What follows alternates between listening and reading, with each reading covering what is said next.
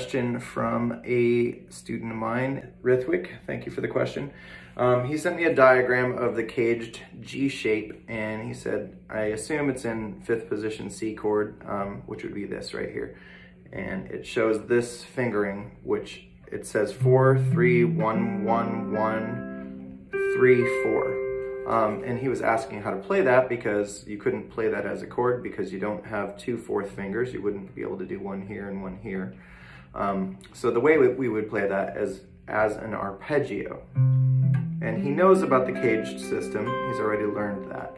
What the caged system is essentially how to move the C, A, G, E, and D chord shapes up the fretboard. The cool thing about it is that you always loop that order C, A, G, E, and D. So if your last C chord used a C shape, the next one will use the A shape. So that's as if I put a capo on fret 3 and played an A chord, that would give me a C chord. It has the same 3 notes, C, E, and G, not necessarily in that order, can be in any order. And you can play any group of strings as long as you have all 3 notes available or represented, then it's still a C chord. So this one here is the G-shaped one. And most of the time I don't play a full G shape, I'll play part of it.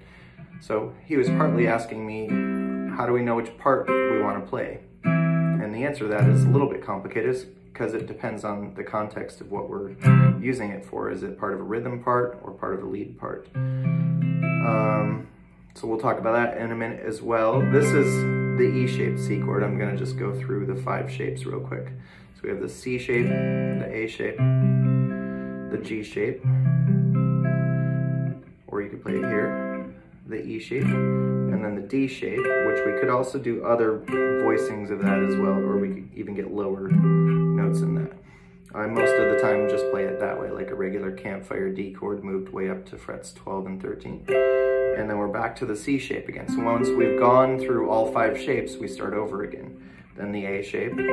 So this is where a lot of the lead guitar playing and solos come in. And then the G shape way up here.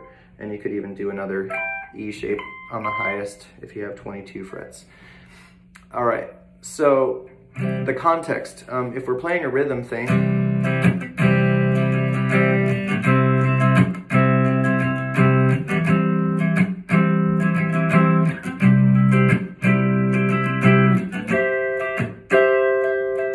so that's not a very, very difficult rhythm if you know how to play a little, but that's one way we could use that. So let's say you're playing with a friend and they're playing a C chord here. Well, our highest sounding note in that chord is this high E string. Our lowest sounding note is this C note. So if I'm adding a rhythm part to that, I don't want to stay in the same register that they're in most of the time. I don't want to play the same C chord because it doesn't really add a lot of nutritional value to what's happening sonically there. So there's a thing called a tall mix. If you have a really well-produced album, typically your bass stuff is way down here. That could include left hand of piano parts, lower guitar parts, low baritone guitar parts, low 7-string, 8-string tuned rhythm guitar parts. The bass parts are typically on the lowest register, and then your rhythm guitar parts tend to be here. And then sometimes your singer's in this area here, and then your lead instruments are up in this area. And each one has its own sort of sonic space. So if my highest note's on this C chord here, then I might play a C here, using part of the A shape. So that adds a little bit more. It adds sonically a little bit more. These 2 notes are already in that C chord. I could also play it up here. So like these notes right here. So these 2, this is the same as your open E, but these other 2 notes are higher sounding than anything I have in this. Or if I played it here, all of these notes are higher than what I would play in here. So if my rhythm guitar player is doing this, and I was doing another auxiliary guitar part, I could do something out of this.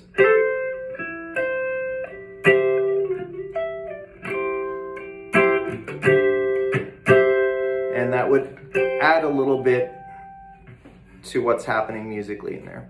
Another way we can use those, and to answer his question earlier from that diagram, is that chord would be played as an arpeggio. So when I see each of these C chords, I'm not only wanting to see what rhythmically I can do, but I'm also wanting to see where I can land if I'm playing a lead over a C chord. So if I'm playing these notes right here that I landed on there are all in that C chord. Or if I...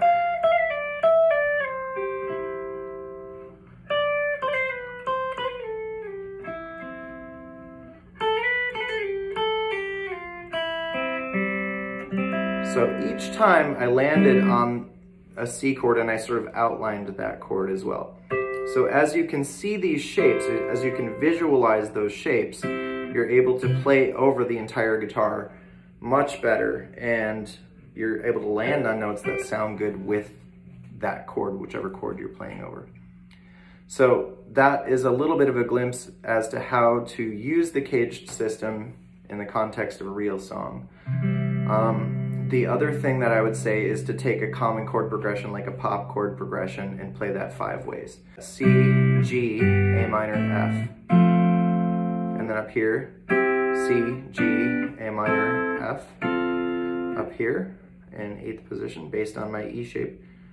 C, G, using a D shape, A minor, using a D minor shape, and then F, using the highest notes of an A shape.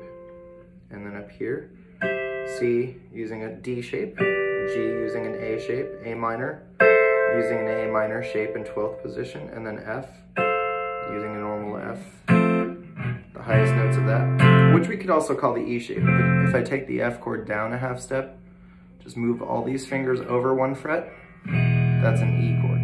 So essentially what I'm doing when I play these bar chords is moving that. So that's an E, F, F sharp, G, G sharp, A sharp, B, C, C sharp, D, D sharp, E. And then you're back to F here. Yeah, so that's one example of how you could use that CAGED system as well. So 1, 5, 6, 4, that's the pop chord progression. 1, 5, 6, 4. 1, 5, 6, 4. And then you're up here to 1 or what was that? 1, 5, 6, 4. Or even here, 1, 5, 6, 4. And then your lead notes would come out of those chords.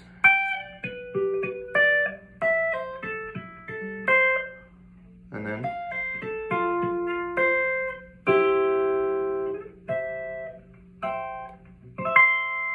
there you go. So I hope that was helpful. A little bit of explanation of the CAGED system and how and why we use it in certain ways. We want to start developing our ear to being able to hear what other instruments are doing, not just the guitar.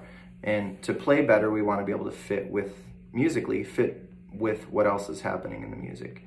And that comes from intelligently thinking about where our part fits. There's something that I think is really, really important, which is serving the song. So the song is the master. It's ruling what we play, and we need to serve the song if we're going to be a great musician. So what does the song need? Does it need more of this or less of this? And then we want to try to always answer that in as musical of a way as we can. So, all right, thanks. Have a great day.